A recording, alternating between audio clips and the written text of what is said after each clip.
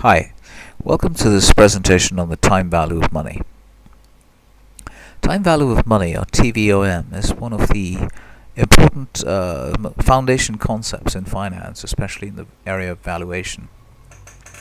What it essentially says is, as the term signifies, that the true or fair value of money depends on the time when that money is paid or received, or that sets of cash flows occurring at different points of time are not directly comparable, such as if you see a stream of cash flows, just look at the red cash flows here.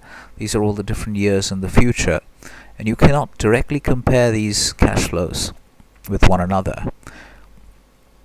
So what this is the basic problem which the TVOM framework attempts to solve. It gives us a way to make these cash flows comparable. And the way they do that typically is by reducing all of these future cash flows to a sort of a dollar equivalent if they were to be received today. And therefore they come into the same point on the timeline, and then they become comparable. Right, so let's explore this framework further. The first area we will look at is the concept of compounding, going from present value to future value. The anchor concept in TVOM is the interest rate, which you're all familiar with. If you take some money to a bank, they will typically give you an interest rate. You put it on deposit, you put your principal on deposit. At the end of a few years, you will get something back, which is more than what you initially put in, and that difference is due to interest. So you have a basic compound interest formula. I'm not going to deal with the differences between simple and compound interest. It's basically that in simple interest you only earn interest in all future periods on your initial starting principal, whereas in compound interest you will earn interest on the balance as it started, as it was at the beginning of the interest calculation period. So compound interest is well, it's actually much more interesting for the investor. So they should always prefer that.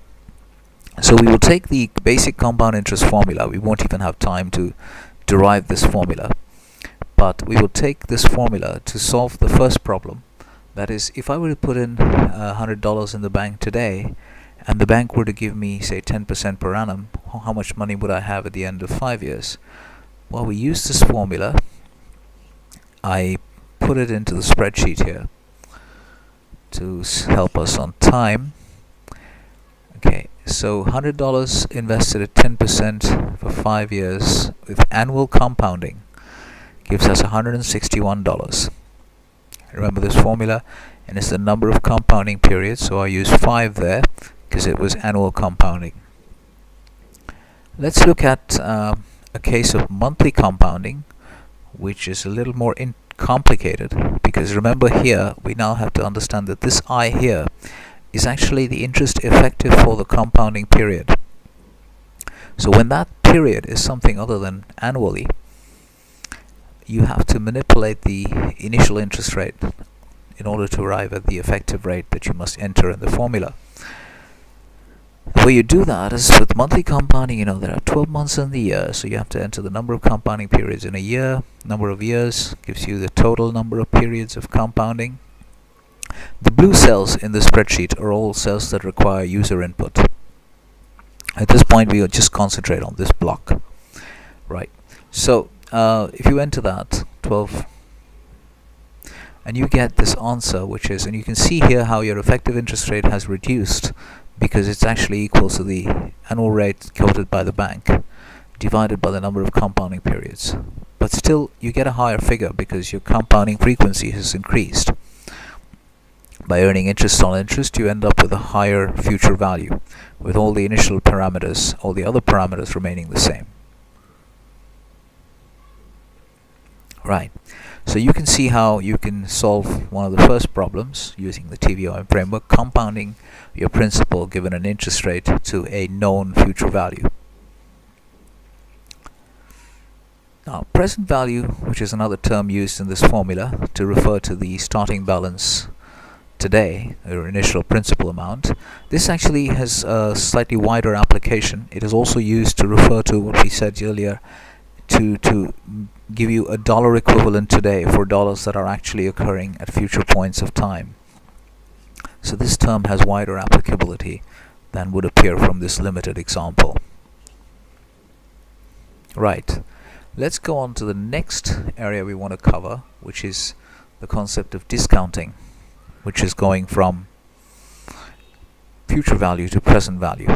As we saw in the previous slide, we have already gone from present value, which we compounded at the interest rate given to us, and it grew to a future value. Now the reverse of this almost is the process where you discount.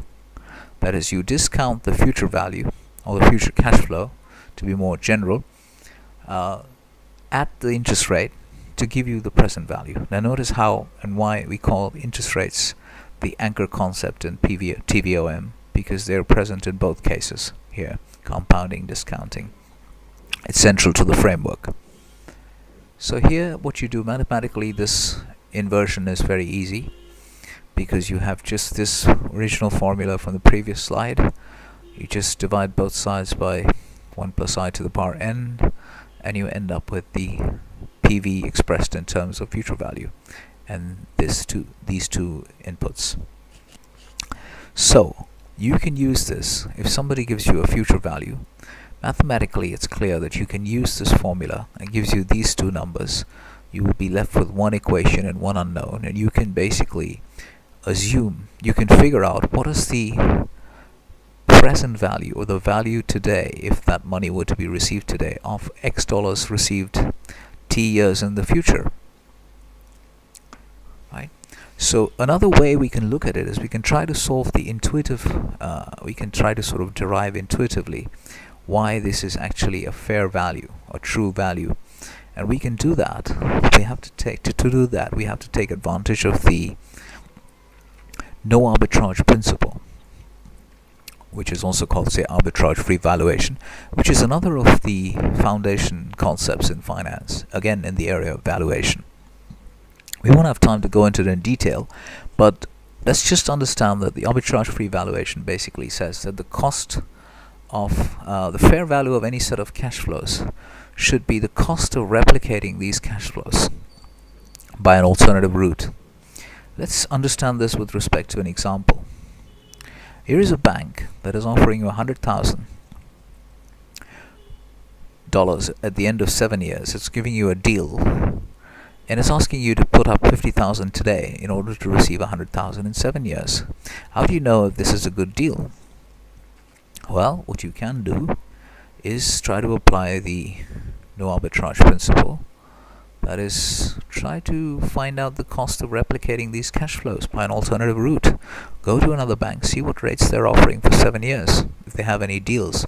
Well, you do find another bank, Bank B, which has a deal for 9% interest rate for 7 years. So what you do is you apply your formula from the previous page, this one.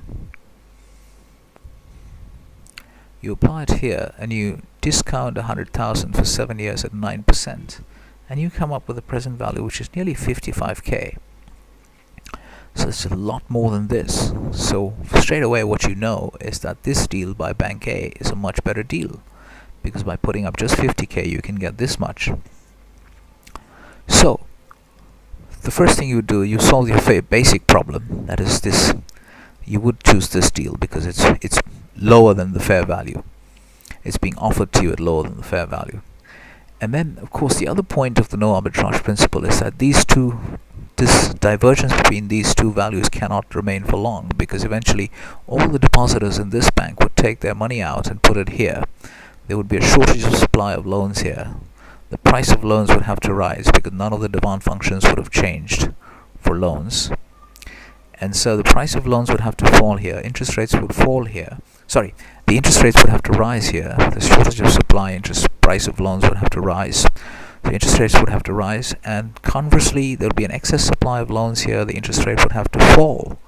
And these two rates would eventually converge until there was no more incentive to do this transaction of shifting deposits from here to here. So this is basically the way arbitrage, this is actually more like one-sided arbitrage,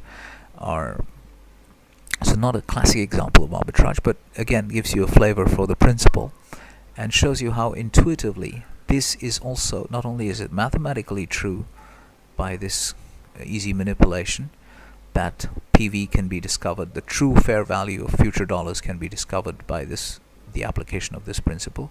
It is also intuitively true that this must be the alternative route for generating these dollars, should give you the fair value for these dollars. So that's an example of how you can apply, the no arbitrage principle to solve a TVOM problem. And also you get a feel for that. The correct use of the discount rate, that should be the rate that is actually available to you to replicate the cash flows that you're valuing. That's a point to keep in mind when you're applying these concepts.